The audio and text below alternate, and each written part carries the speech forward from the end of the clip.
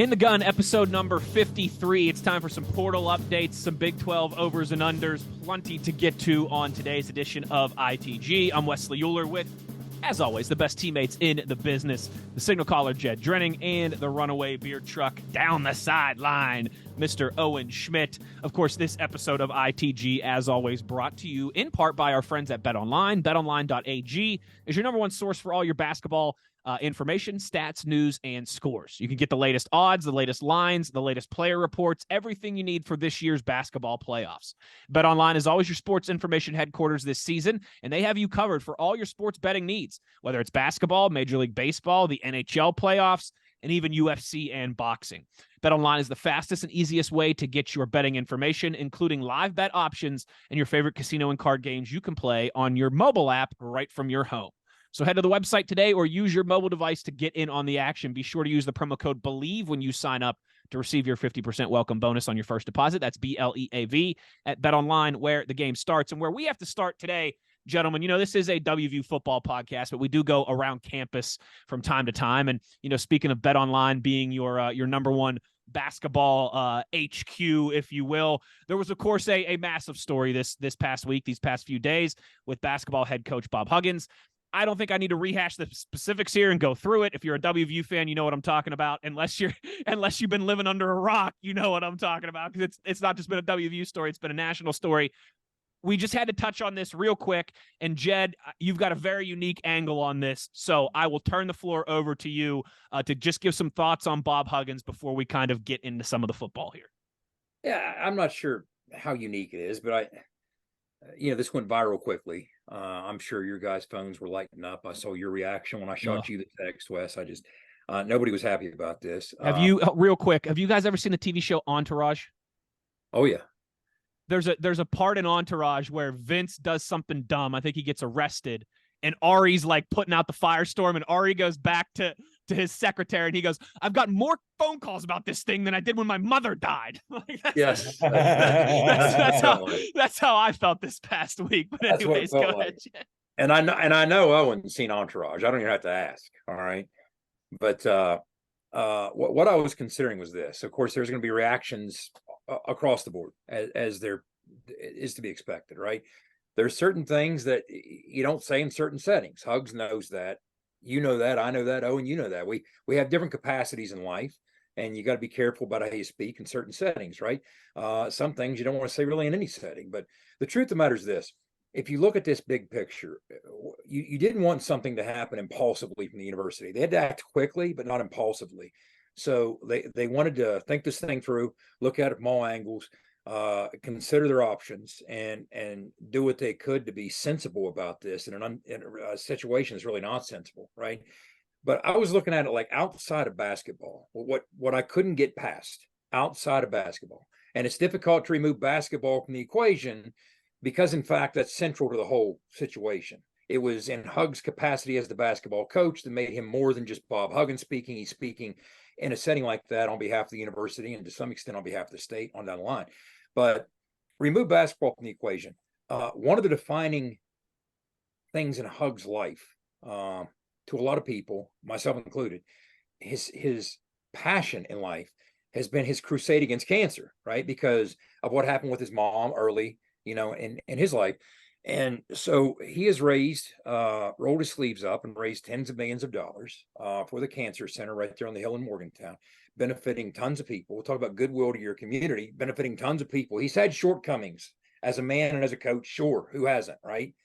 But if you look at just that one portion of his life, people from my wife on down and on up the line, I mean, countless patients have benefited from Hugg's fish fries and the money that he's generated for research and the facilities. And that place, guys, from the time we started going 20 years ago to the cancer center and the breast care center, I can't tell you how the changes have been. I can't even describe the changes. So I can't get past that part of it. So it's difficult for me to reach a point where I say, look, that's going to continue in large measure because Hugs is in position to do it because of the title he has.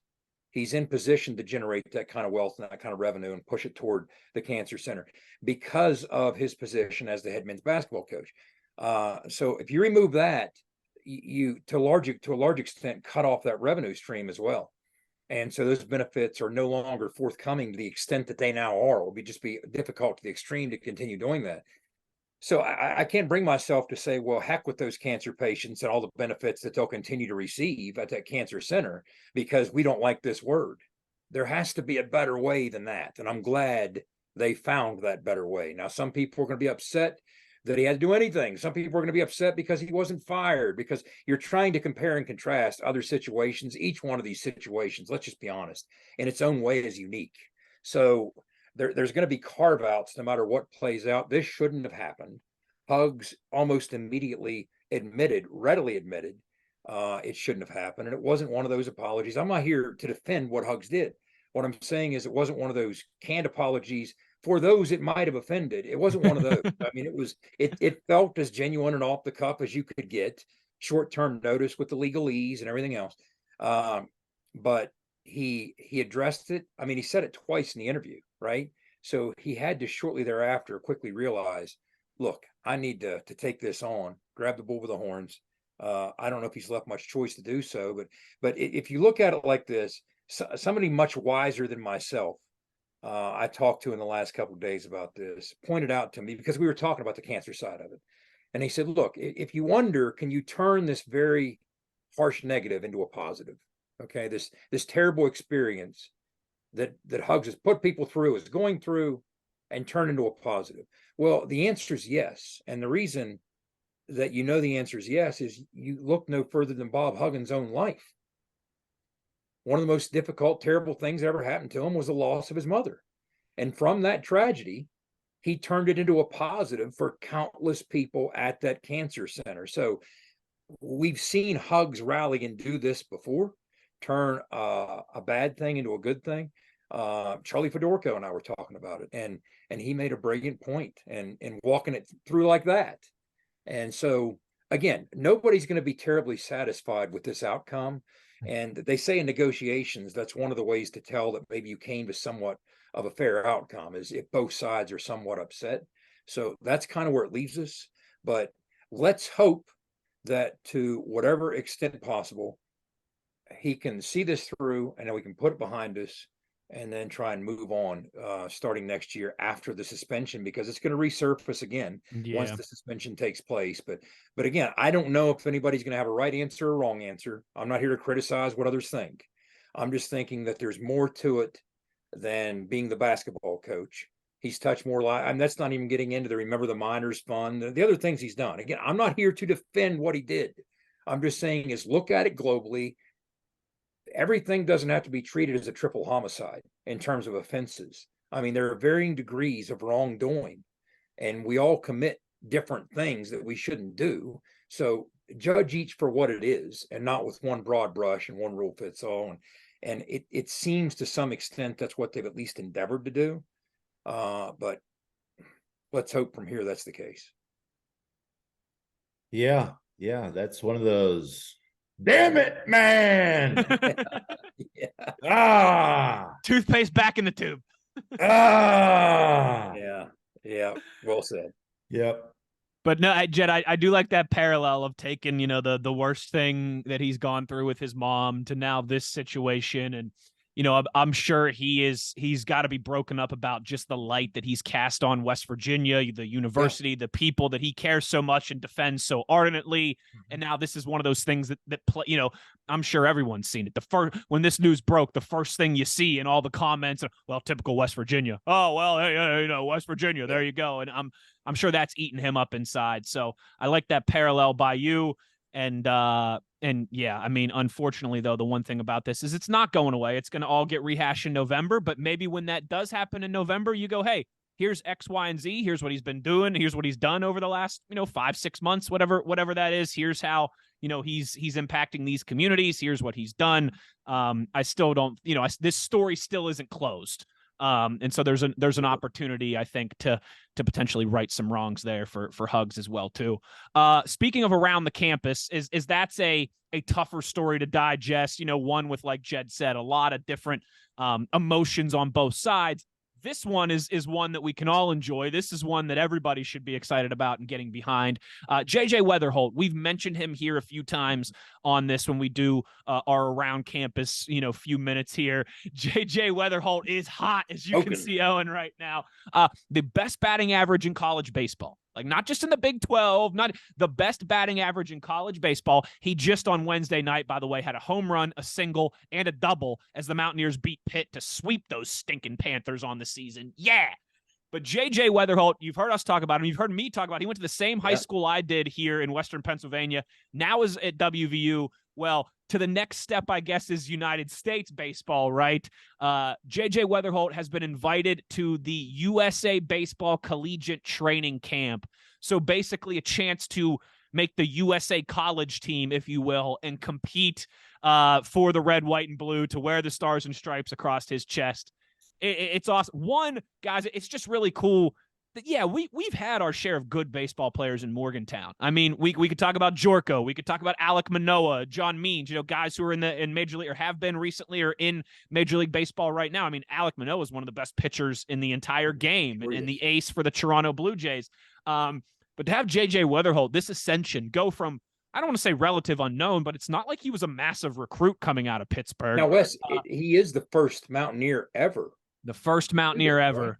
To be invited. And I mean, you look at the roster for these things, and it's a lot of LSU and Vanderbilt and Arkansas and Oregon State, these baseball powerhouses, Texas, you know what I mean? Hey, the stats don't lie, Wes. That's right. It's pretty cool. It's pretty cool to see JJ involved in this. 463, is that the average? It's like, I think he went 3 for 4. He went 3 for 4 on Wednesday night, so I think it went up a little bit. It's probably gone up a couple points. I mean, that's absolutely incredible. He's on fire, dude. It's insane. Yeah, when you have a 2 for 5 night and it yanks your average down. That's what that's saying, right? Yeah. Yeah, and I know it's funny. I know, I'm sure he said he had something like 20-some family members who were there Wednesday night. It obviously half an hour drive away from where his family is. He had like 20-some people. He wanted to hit for the cycle. He was like, I was only a triple. I was only a triple away from the cycle. Doing it in front of the family. The hard part, right? And back in the hometown and everything.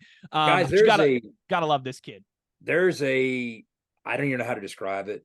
And I know we don't want to spend much time on any of these segments because we got to roll, but there's a vibe about this team that I don't know that I've ever felt, including when we hosted the regional. There's a vibe about this team. Oh, and you've been on teams like that. This has that. They're hot, man. Doesn't it have that feeling? There's an aura. They could be a top 10 team by next week. Yes, they could. They're on fire, dude, and it's just everything works in cycles, you know what I mean? This Absolutely. team is, and right now we got a lot to be thankful for as a Mountaineer fan. You know what I mean? Like, these guys are really bringing it home for us. They sure are. They are. It's gonna be a lot of fun to watch in a huge series at home this weekend against Texas Tech. So, other than when we ask you here in a few minutes to be an ear and tell an ear, we're also asking you to pack them on. All right, get on down there to Wagner Field and support this nationally ranked team, a team that. They win this series against Texas Tech this weekend. They take 2 out of 3, absolutely, if they sweep them. But they win this series, like I said, they've got a good chance to be ranked in the top 10 come next week and still sitting atop the Big 12. So pretty darn cool for a program that 10 years ago no one was talking about, now to be burning it up like this. So make sure you're supporting those guys. Randy Mazey. Man, I tell you what. What's the old saying? He has a pickaxe and a parka. That's right. He's working his way up. He's working his way. He's certainly working his way up. That mountain we talked about, right? Been doing fantastic work. I think he's on that Mount Rushmore now. I tell you what, some success here these next couple months, and these next couple weeks, he might really solidify that. But yeah, big shout out to JJ Weatherholt getting invited to the United States Baseball Collegiate National Team Training Camp.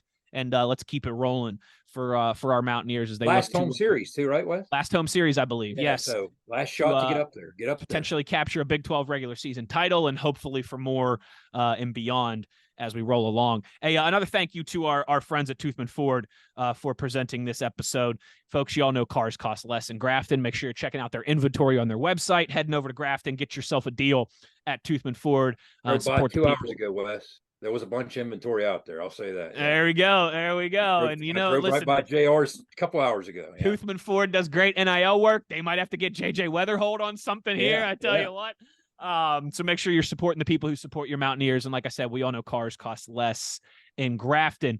Portal updates, gentlemen. Jed, I'm going to turn this over to you because I know you've got the names and everything. But we've got a departure and an exciting arrival, I think, here to update everybody on. All roads lead to Boulder. I mean, that's what we're learning about this Boulder conversation, right?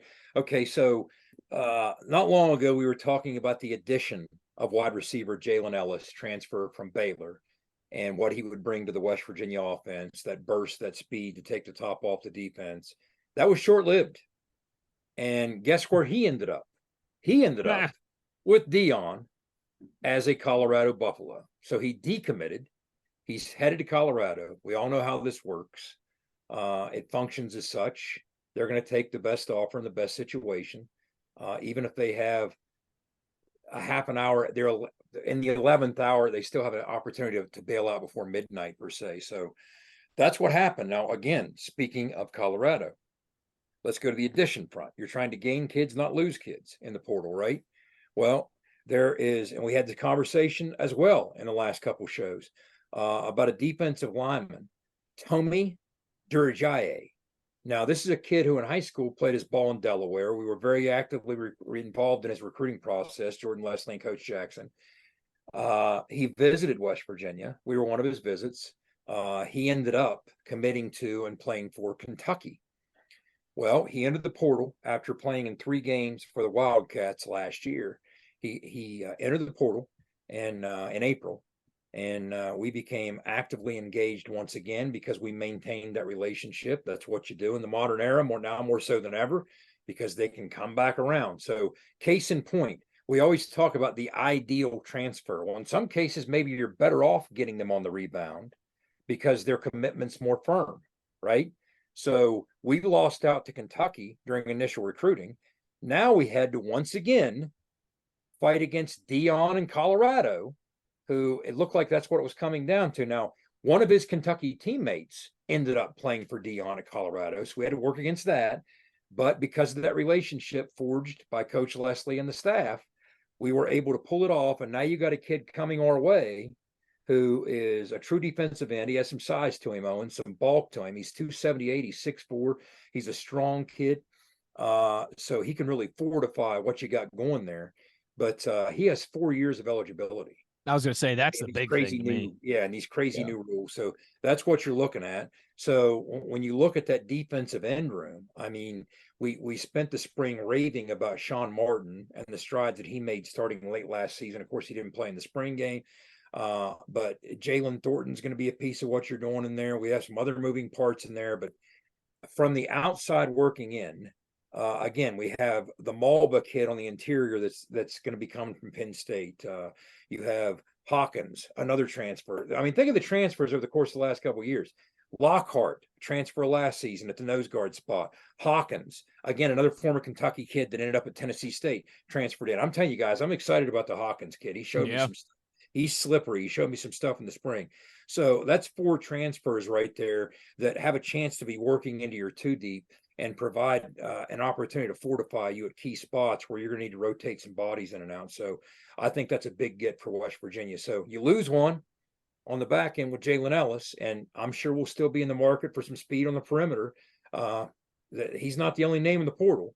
So we'll have, from now till camp to be shopping for that. But that's a big get at defensive end that helps solidify us in a big way. Yeah, he's a long body. He's going to be a force to be reckoned with on the outside.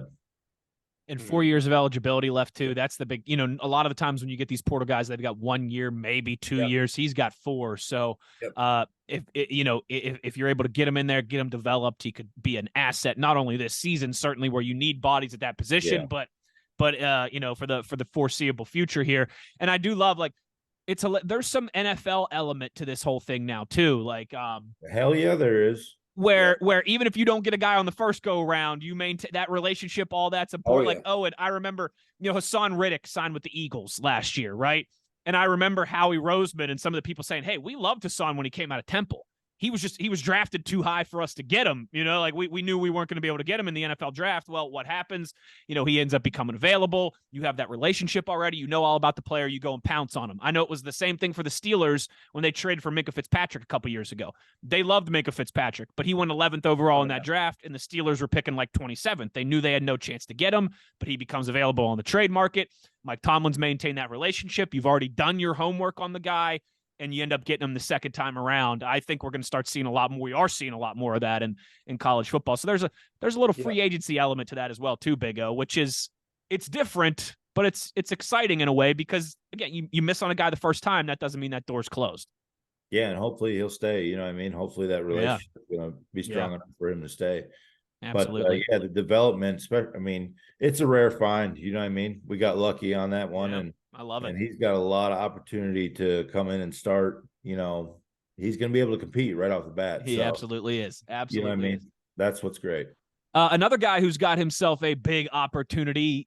You've heard this name before on the show, Judah Price. Owen, correct me if I'm wrong here, but I Bleav the reigning West Virginia high school football player of the year, correct? Yes. Called the Kennedy Award, baby. The Kennedy Award. That's right. That's right. Well, you had kind of mentioned before how he was kind of thinking about what he wanted to do, all these different things that, when you're at that stage in life, you got a lot of decisions to make. Well, Judah announcing on Twitter this week that he is going to be attending West Virginia University to play some football. And so I know this is pretty cool, Owen, and I know you got to be excited about a kid that you have a great relationship who is now going to be a Mountaineer as well. Yeah, it's a really cool opportunity to be able to get to know him. Just kind of, watch him play some this year and get to know him a little bit, kind of talk to him, see where he was in his head, what he was thinking. Personally, I think he's got a great opportunity to go up there and outwork some kids. He's got a hellacious work ethic, which I think is one of the reasons why I've, didn't necessarily suggest, but just kind of said, hey, if you go up there, you're going to have to work. You know what I mean? That's how you're going to, make yourself kind of come out and shine a little bit. So he's been working his tail off here recently. And I think he's got a good opportunity to come in and help out in special teams, maybe get in a slot position, really kind of be a Welker type guy, you know what I mean, for you. Jock Sanders 2.0. Absolutely. Make some plays. So more power to him. I'm super proud and super happy for him. He's going to have a blast, man. It's awesome. We know what I like about it. This is a kid who has this opportunity as a walk-on, and he's being counseled by that's right, the most famous walk-on in WVU history. It's like, hey, I think I might want to learn how to cook. And meanwhile, Bobby Flay lives next door, right? So you get a link on Bobby Flay for some recipes and some advice. And hey, here's what you got to do. If you're going to enter as a walk-on, here's the mindset and the approach it takes to go beyond that and transcend that. And I love the fact that he has you in his ear. Yeah, awesome. And it's just cool to see. I mean, it's just a level of dedication. I mean, he's an outstanding wrestler as well. He just has, those are good traits. Those are good traits to take to the football field too. Game, you know what I'm saying? He's a very smart kid. He's got a lot of the intangibles that he can succeed if he stays on the right course. And I just think, stories like that are great because he's a born and bred boy, you know what I mean? Yeah. So it's even more, means even more. So it'll mean a lot to him to pull on that uniform and run out of that tunnel on Saturdays. Yep. 100%. 100%. Well, 35. I don't know what he's going to wear, but I mean, I like that idea. Now we're talking. That was the number they always gave to the walk-ons. Because the 35th state, they have meaning behind all that stuff. I like that. That is cool. I didn't know that. I didn't know that either. Yeah. That's kind of the or at least that was the story they told me. That's what they told me. That's what they told Owen 20 years ago. We're gonna roll with it. Dusty and Rich sold it hard up. Yep. Rich was like, tell him that 35 means something cool. All right, just go in there and tell him there's something special behind it. I don't care what you say. You make something up. Yeah. Good No, talk. that was the story. So no, but wish him the best of luck, man. Absolutely. He's gonna have a good time up there. And like I said, he keeps his head on the right direction, he'll be able to dominate. Hey, just go outwork them, Judah, and you'll have a shot to make an impact without a doubt. That's We it. love it. Like I said, someone we've talked about on the show here before, someone Owen's got a relationship with, so pretty cool to see him headed into Morgantown and to be able to be a kid from West Virginia putting on the old gold and blue. That's always a great story. Another thank you to GoMart for being a presenting sponsor of this episode of ITG. Make sure you're signing up for your GoMart rewards as you travel throughout the Mountain State and onward. As we head to our kind of final topics here, gentlemen, we've got Big 12 over and unders released by Las Vegas. Of course, we all know that happens about this time of year. Over under how many games your team is going to win. Simple concept, right? That a lot of sports fans like to wager on, or even if you're not into sports betting, just use as a conversation topic. How do the bookies, how do the Vegas powers that be think your team is going or does project for this upcoming season? So, Jed, talk to us about these Big 12 over and unders, and with that, speaking of teams poised to rebound. Man, some high expectations for Oklahoma as it relates to Las Vegas and some of the odds makers. Yeah, Vegas very high on the Sooners in year 2 under Brent Venables. There was a piece that Athlon put together, and it was 5 teams ready to rebound for a rebound season anyway. And they looked at the projected wins and some of the teams they mentioned, and Oklahoma stood out in this way. They mentioned Auburn, who was 5-7 last year. Well, this year Auburn's projected over under 6.5. Okay, they mentioned Miami, 5-7 last year. Miami's projected over under 7.5. Nebraska, Matt Rule's first year, they're expecting bigger. All the underachieving programs. Exactly. So last year 4-8, their over under is 6 this year. Here's what made Oklahoma stand out. A year ago, 6-7, they're over under 9.5, easily the biggest leap in this group. So again, something that Vegas is seeing. Now, you could make a case one way or the other, I get it, but let me say this: you got Dylan Gabriel back, a lot to build around, no doubt about that, but you're missing both your offensive tackles. We saw their offensive line over the course of the last couple of years be a little choppy. That's really what their signature position was. Not just quarterback, but their O-line was premium in college football with Bedenbaugh over the course of those successful years before Lincoln left. So when you break down their schedule, on the road, they got Tulsa, Cincinnati, Kansas, Oklahoma State, and BYU. Now, that BYU could get tricky on the road. I think Oklahoma State could get tricky on the road, especially with it being the Cowboys' last shot in Bedlam before Oklahoma jumps to the SEC. Kansas, remember? That was that 52-42 shootout last year. So they got to take the road for that one. And of course, they got Texas in a neutral site at the Texas State Fairgrounds in Dallas. So a lot of people are high on the Longhorns as well. But I think by law, it's the off season. You have to be over the Longhorns, right? But here's what's interesting, guys. The 3 teams not on their schedule are 3 teams they lost to last year. Okay, so they dropped K-State, lost to them last year. A lot of people are high on Texas Tech coming into this year. Under Joey McGuire in year 2. They lost to them last year. They lost to Baylor last year. They dropped all 3 of those games. So they dodged those 3 opponents.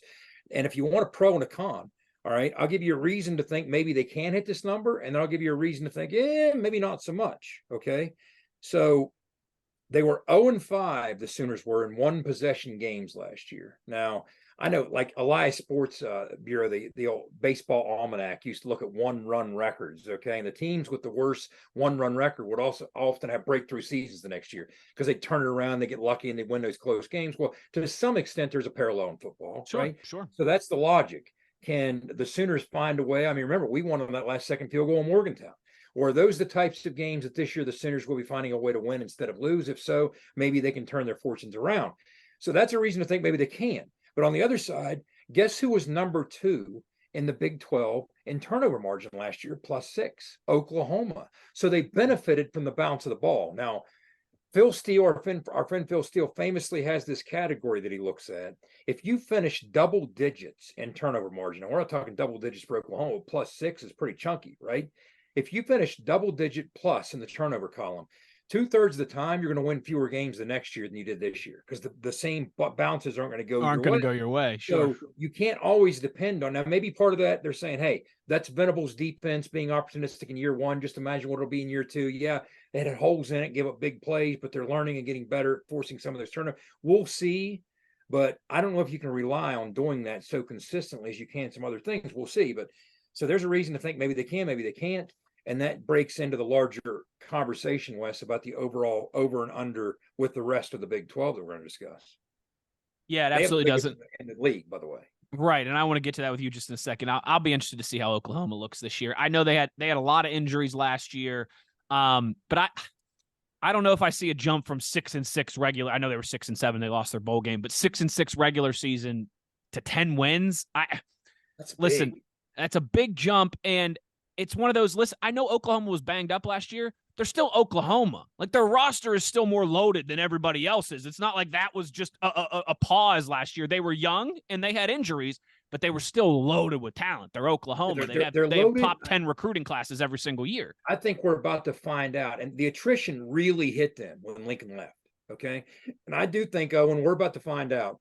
You're losing guys like Aaron Gray, Marvin Mims. Now, in the past, to Wes's point, you'd plug and play. I don't know if this is that Oklahoma anymore, that you just plug and play and you replace an Aaron Gray, you replace a Marvin Mims on the perimeter. We're about to find out. I'm not so sure that's a guaranteed thing like it once was. And Owen, I don't know, you could speak to this too, but to me, with new head coaches, I just always have to see it before I believe it, and Venables, one of the most talented defensive coordinators of this era. But he's had one season as a head coach, and he was 6-7. And again, I think they'll improve. I think they'll be better. If you tell me right now they go 8-4, I'm not surprised by that at all. But I don't know, some of these 10-2 projections and look at Texas. I mean, you know what I mean? Like, Texas always has the talent, but they haven't been able to put it together with the right head coach until I see Venables do that. And I'm not saying he can't. I'm going to wait and see. 9-0 in Red River. 49-0 on the business end of that loss to Texas. Yeah. There's a lot. I'm gonna wait and see. I'm not saying I don't think Venables can't do it. I just want to see it first.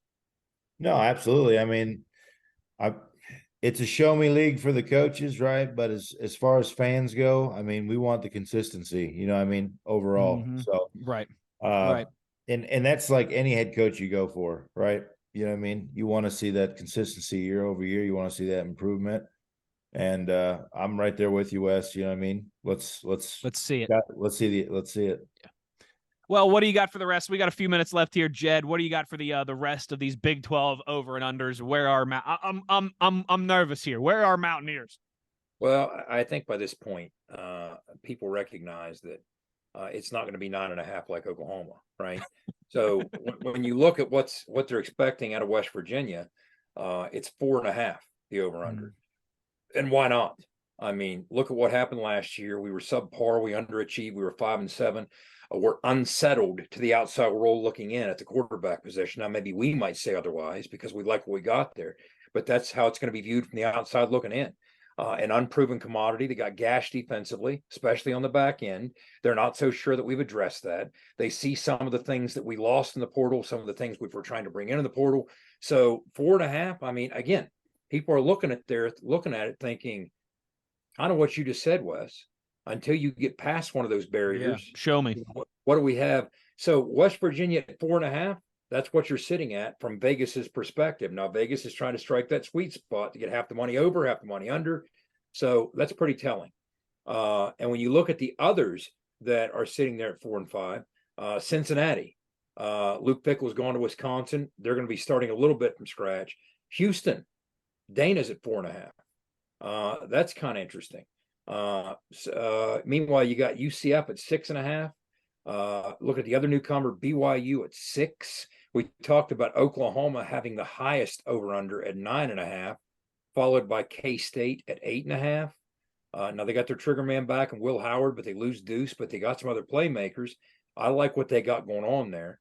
And Oklahoma State, TCU sitting there at 7.5. Not a lot of love for them, but again, they were hit pretty hard by graduation. Yeah, trying to address some things in the portal.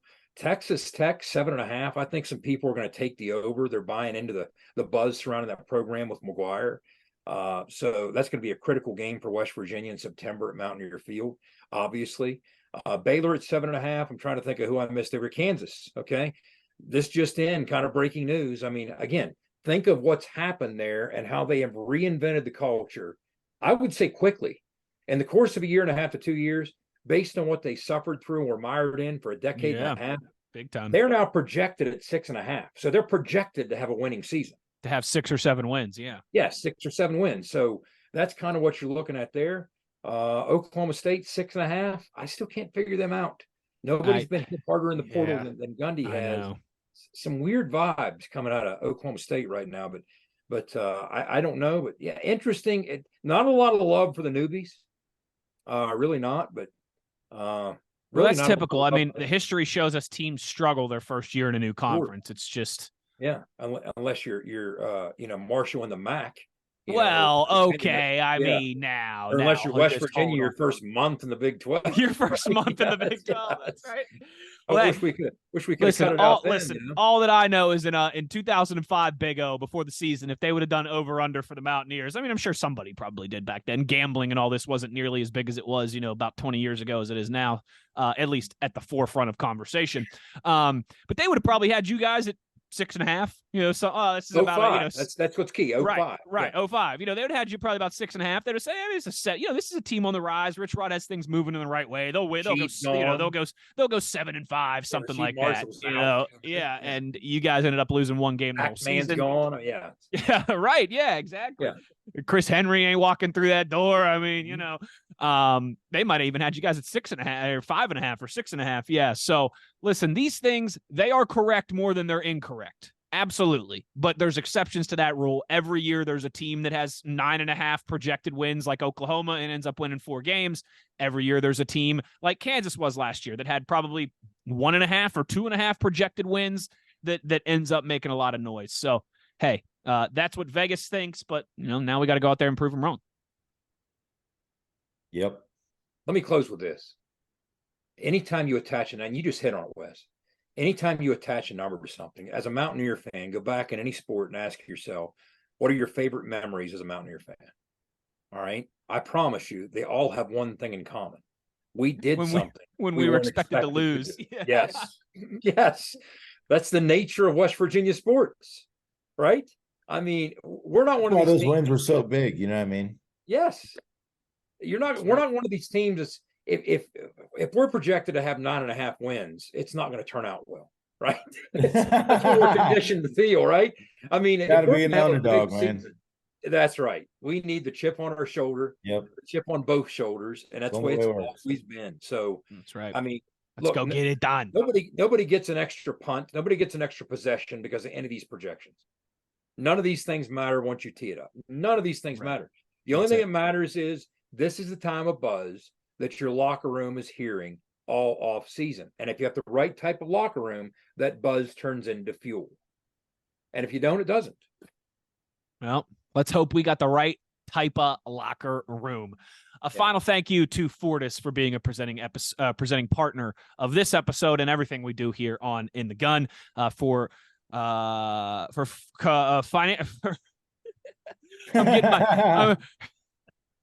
Roof performance and financial security guaranteed. Fortis.us.com. It's one of these. I don't write the sponsor tags down anymore because we've done them 53 times over the.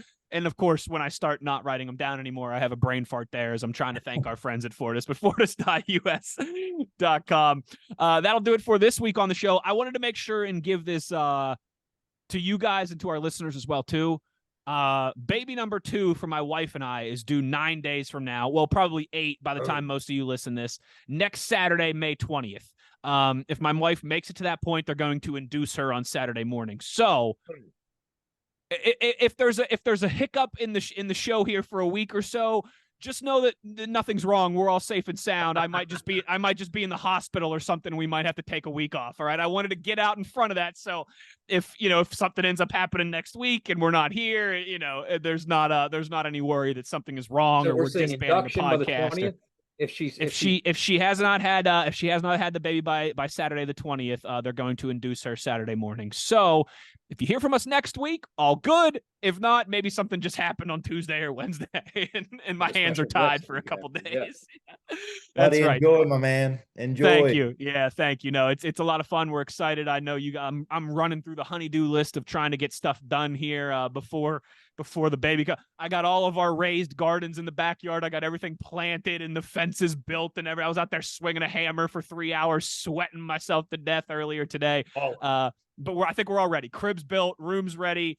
We'll see how Olivia, our 19-month-old, does now with having a sister in the equation. But we're pumped up. We're ready to go. And like I said, that's good strategy. It is a good strategy. I tell you what, little time off in the summer. My wife's excited already. She's like, I'm just going to hang by the pool. Yeah. I'm just going to hang by the pool with the kids, baby. So when did this conversation take place when you walked in the door with a bottle of wine? Like, that's right. Yeah. So again, I just wanted to tell everybody that, so just in case there's something that happens next week and we end up taking a week off or something, that no worries. It's just most likely that my wife and I have had our second child. So thanks to all of you for rocking and rolling with us and supporting us as always. You know what we ask you? That's to be an ear and tell an ear about your new favorite WVU football podcast. In the Gun podcast on all your social media platforms, itgfootball.com as well, too. For the beer truck, Owen Schmitt, and the signal caller, Jed Drenning, I'm Wesley Uhler. Take care, everybody, and we'll talk to you soon. You've been in the Gun.